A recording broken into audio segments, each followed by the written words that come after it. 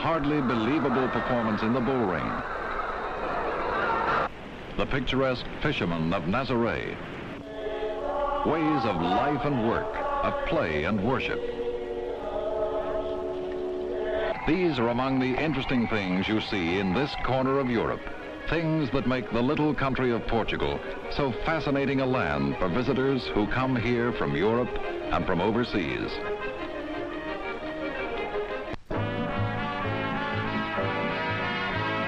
Welcome to the world of Trans World Airlines.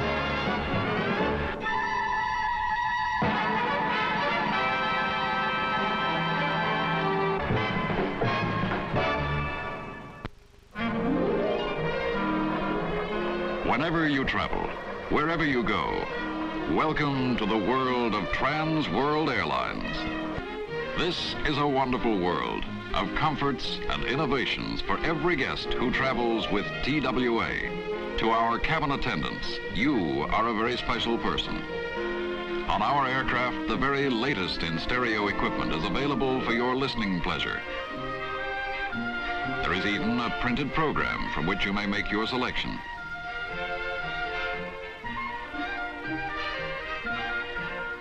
Then comes cocktail time with hot and cold hors d'oeuvres, offered with the compliments of your host airline to you and your fellow passengers. For those who prefer the comforts of TWA's economy services, you may select your favorite cocktail or beverage served from the cart at a reasonable charge.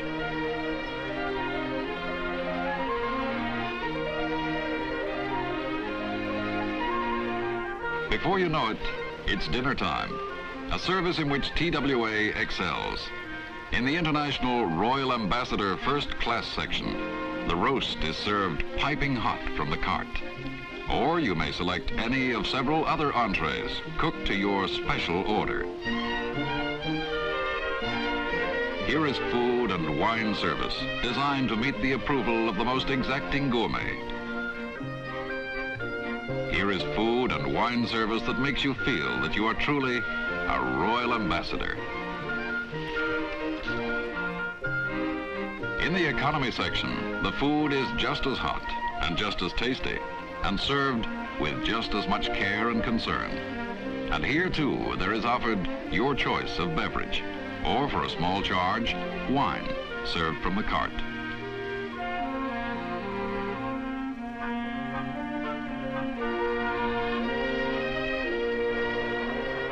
By now, your Starstream jet has carried you in quiet comfort hundreds of miles toward your destination.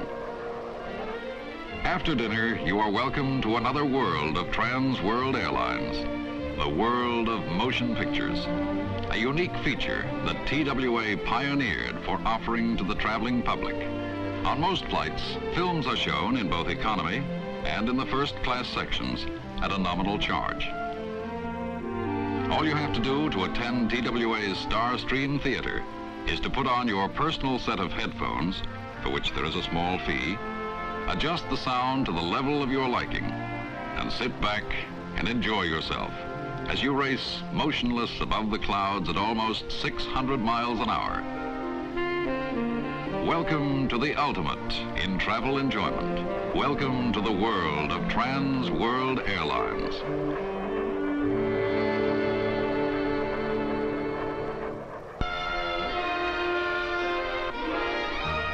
This is our welcome to one of the most inviting countries of Europe, Portugal.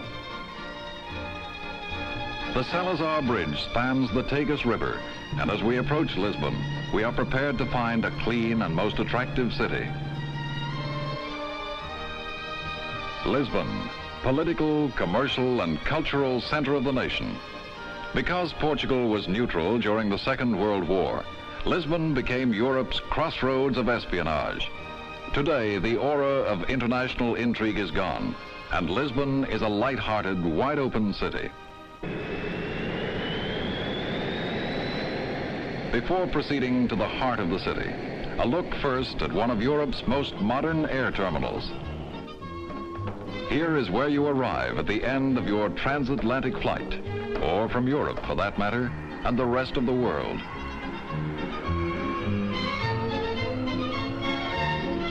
All right, we're back to Lisbon. These days, virtually a new city, risen from the ashes of an old city destroyed by earthquake in 1755, subsequently rebuilt, thereby making present-day Lisbon a fascinating mixture of sophisticated contemporary and colorful provincial, not only in architecture, but in the spirit of its people and their way of life. Here's a good index to what we mean. The Portuguese love of flowers, a national characteristic you're going to meet from start to finish on your visit to Portugal.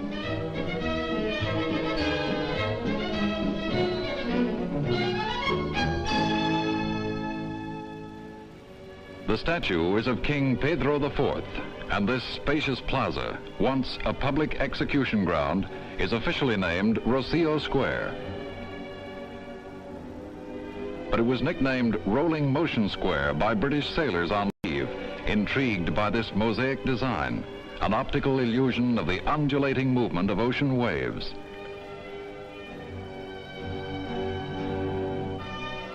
This impressive building represents the cultural side of Lisbon, the National Theatre, home of stage plays, classical and modern, comedy and drama.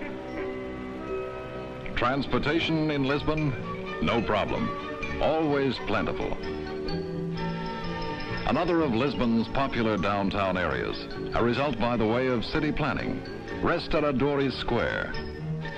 It leads into the Champs-Élysées of Lisbon, a magnificent promenade 300 feet wide, known as Avenida de Liberdade.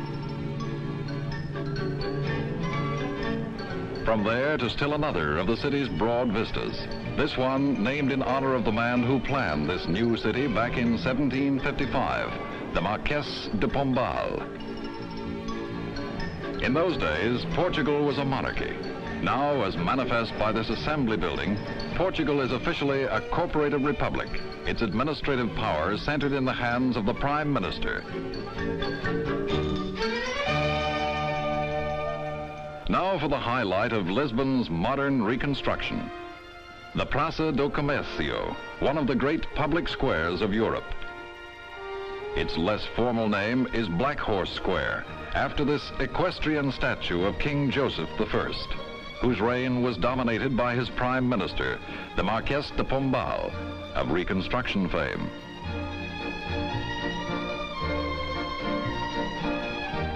Lisbon is built on some rather steep hills. This municipal elevator, built by Gustave Eiffel, who also built the famous Eiffel Tower in Paris, takes you from the lower to the upper level of the city.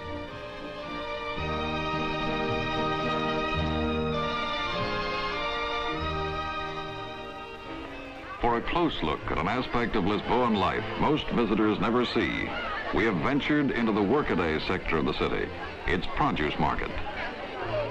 This is early Sunday morning. To study these faces is to review the many cross-currents of historical conquest and settlement, going back 2,000 and 3,000 years. In these features are etched the Phoenician and Celt, Greek and Roman, Moor and Iberian, today's hard-working but proud Portuguese.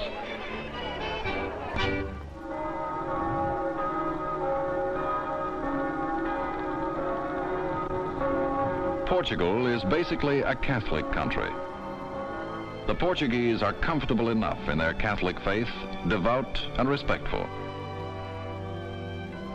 Sunday is only one day of the week when they display their religion.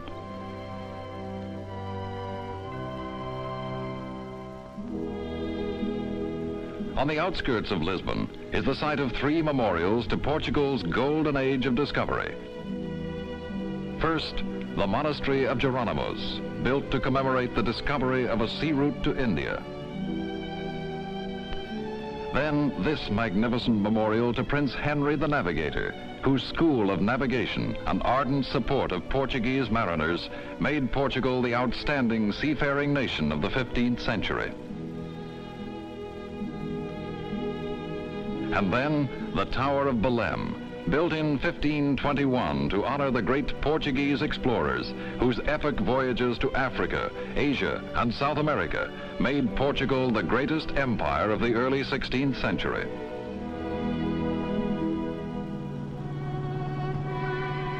We've left history behind and come to Estoril, a summer resort town where the present reigns supreme. The beach at Estoril can be called the Portuguese Riviera, dedicated to those who want to swim or just get a suntan, also to see and be seen along this sunny strip of subtropical coastline.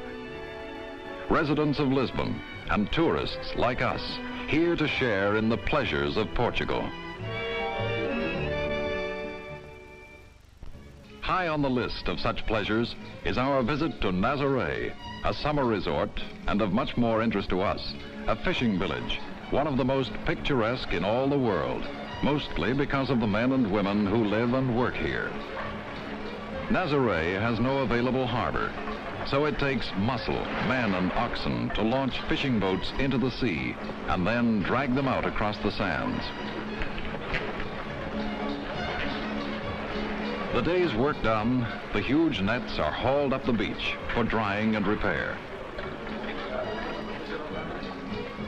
The meticulous care they lavish on their nets tells us the story of men of the sea who have followed their trade down through the centuries. Look at these faces. Here in the north, less of the Moorish strain, more of the Celtic Iberian. Notice the long wool caps they wear. The hanging end fold serves as an extra pocket in which they carry cigarettes and other personal impedimenta.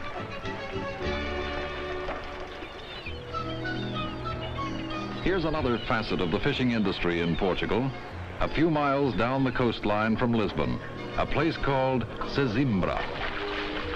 Like Nazaré in the north, it's a mixture during the summer season of vacationists at leisure and fishermen at work.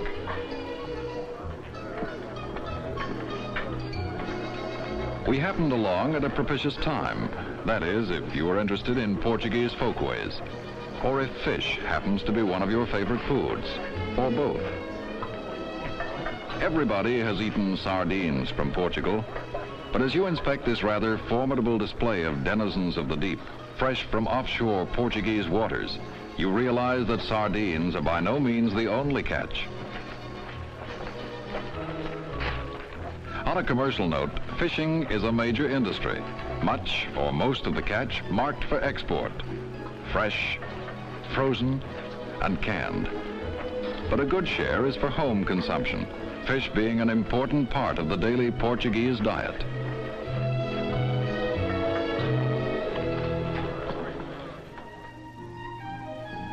Market day in the small town is a traveler's opportunity to see and hear the earthiness of Portuguese peasant life. Farmers travel into town by donkey, ox cart, or bus, with their fowl, dairy products, and produce, put on display and sold at the highest possible price. Then the townspeople, here to shop for the family food, buying at the lowest possible price. And flowers, of course. Flowers not only on sale in Portugal, but along the highways you travel. Flowers, flowers, flowers everywhere you go.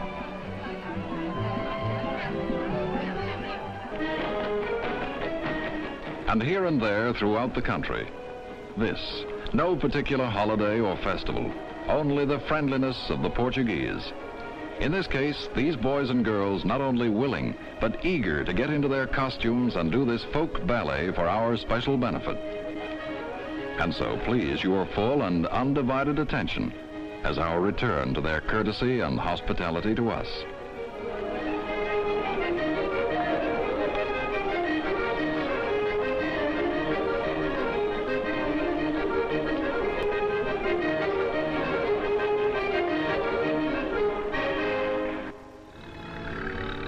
Back to an interesting part of the portrait of Portugal, agriculture.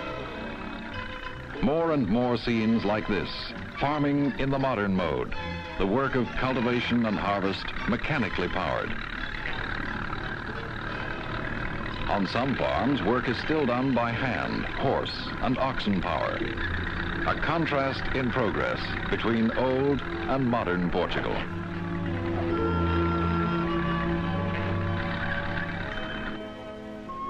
Here is one of the most fascinating sights in the entire country. And yet there are some, the ultra-modern minded, who want these quaint windmills eliminated. It insults our Portuguese landscape, they say. Fortunately, the vast majority of Portuguese and all foreigners who travel here disagree. Thus, the windmills remain, one of the glories of the Portuguese countryside. The clay pots, to whistle in the wind, telling the farmers far away in the fields that the wings are turning. The windmill is doing its work of grinding the grain.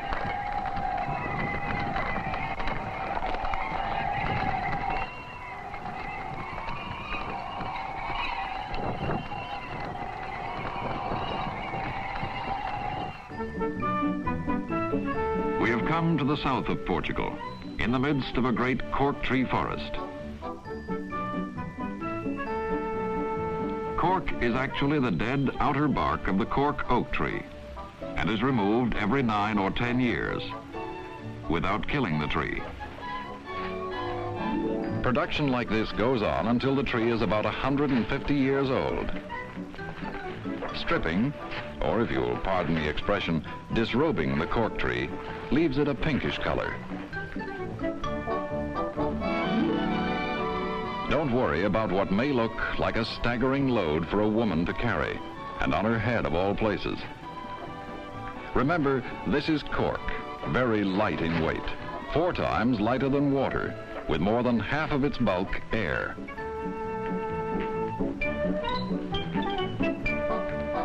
Cork as an export is very important to Portugal, so here is an impressive statistic. More than 1.5 million acres of cork tree forests produce more than 150,000 tons. And since cork is so light in weight, you can imagine how big that must be in size. Its uses, many and diversified. The next cork you pull out of a bottle probably came from here. The insulation of your roof or refrigerator, the soundproofing of your home or office. Cork from Portugal, so light, so resilient, important to Portugal, important to the world.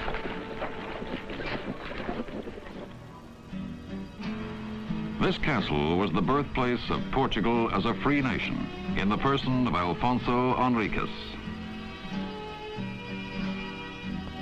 In the 12th century, he liberated Portugal from Spain, and with the help of English crusaders, drove the Moors out of Lisbon, then became the first king of independent Portugal.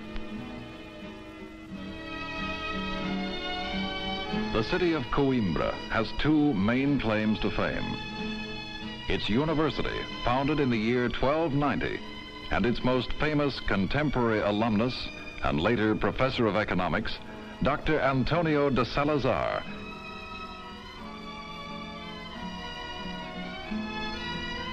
These young people are a cross-section of the university's student body. Within these walls is the best of Portugal, or of any nation. Higher education, the pathway to human attainment in the art and science of modern living. Young Portugal, the potential that is Portugal's future.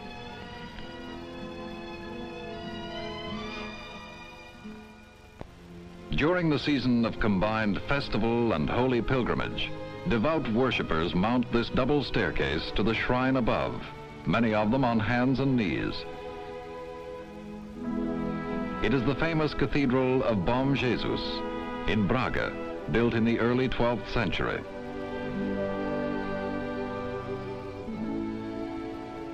Just as celebrated is the monastery of Our Lady of Victory in the town of Batalha, built to commemorate Portuguese victory over Spain in 1385, thus ensuring its national independence.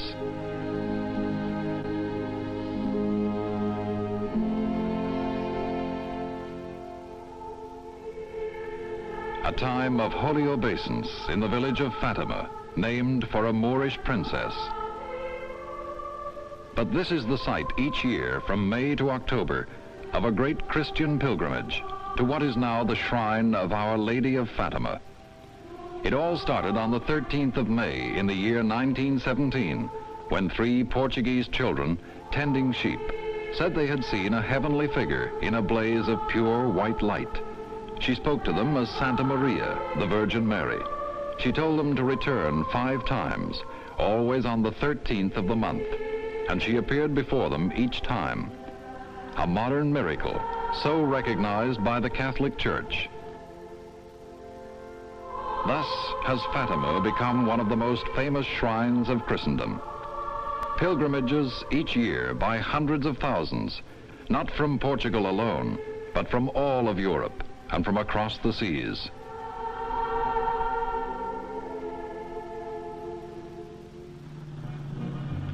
Look, you motorists from other countries, no billboards, and so it is throughout most of Portugal.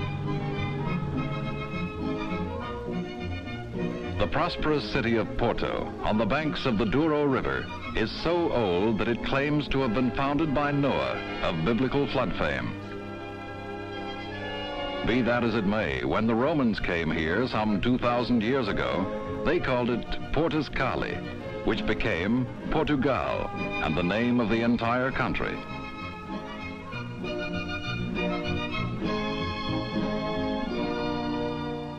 Here is the reason for Porto's prosperity. Port wine, made from Burgundy grapes that ripen on these hot terraced slopes of the River Douro. The original vines were brought here 800 years ago by Count Henry of Burgundy.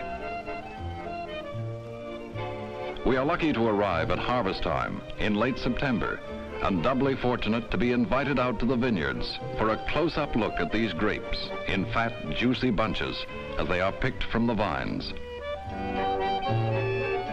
Previously, we had visited the Institute of Port Wine, established to guarantee port as a special product of Porto and the Douro district. This is what they told us. These hillsides are composed of a flaky soil, rich in grape-stimulating chemicals. That is why our port wine cannot be matched anywhere else in the world.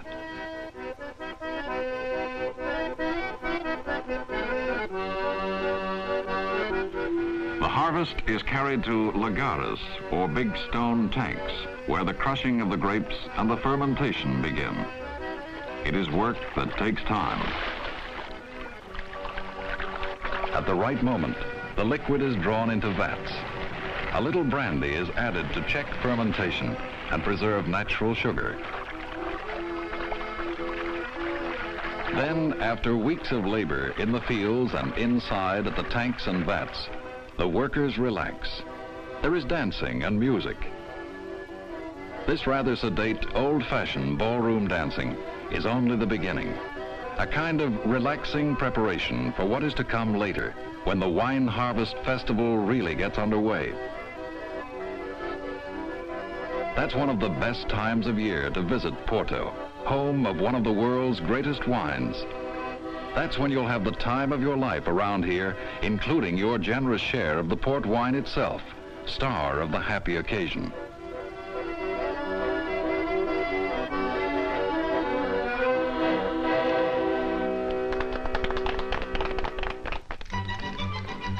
No country has more and livelier romarias and feiras, that is, folk festivals, than Portugal.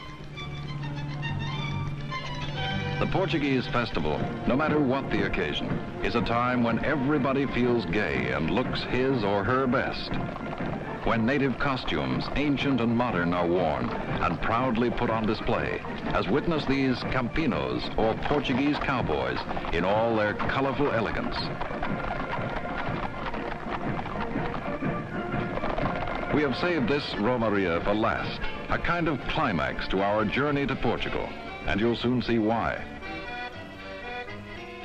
It takes place in Vila Franca, just north of Lisbon, and is called Colheita Encanado, which means Bullfight Festival. It's the kind of bullfight you won't believe. You've got to see it, and even then you'll probably doubt your own eyes. It starts in the streets of Vila Franca, called the Running of the Bulls. What goes on in these streets, and it has hardly begun so far, is only a preliminary to what is to happen later. Has this bull broken loose? Not at all. He has been let loose to provide sport for the young men of the town who would show their courage in confrontation with the bulls.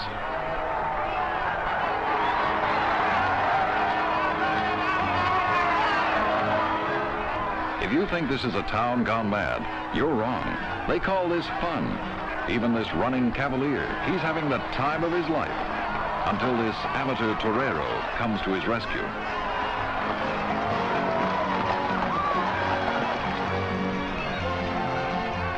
These are all amateurs having their brave moments before the professionals take over later.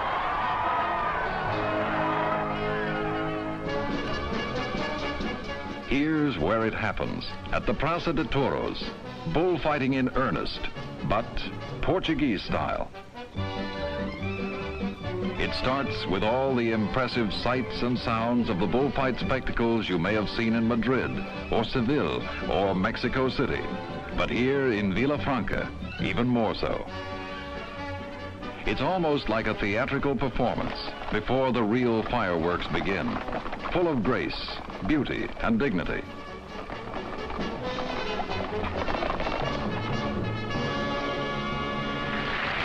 Then they're off. The same ring, the same bulls we saw before, but not the same boys and men we saw in the streets. This is bullfighting Portuguese style, which means, you may be glad to know, that the bull is never killed. As for the bullfighters in the ring, don't worry about them. They wear padding, and for good measure, the bull's horns are padded too.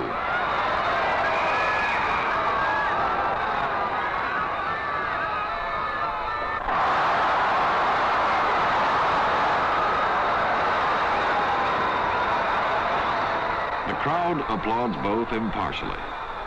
Sometimes the bull, sometimes those who fight the bull. To the Portuguese, it's a bullfight. To us, it's more like the Marx Brothers at the circus.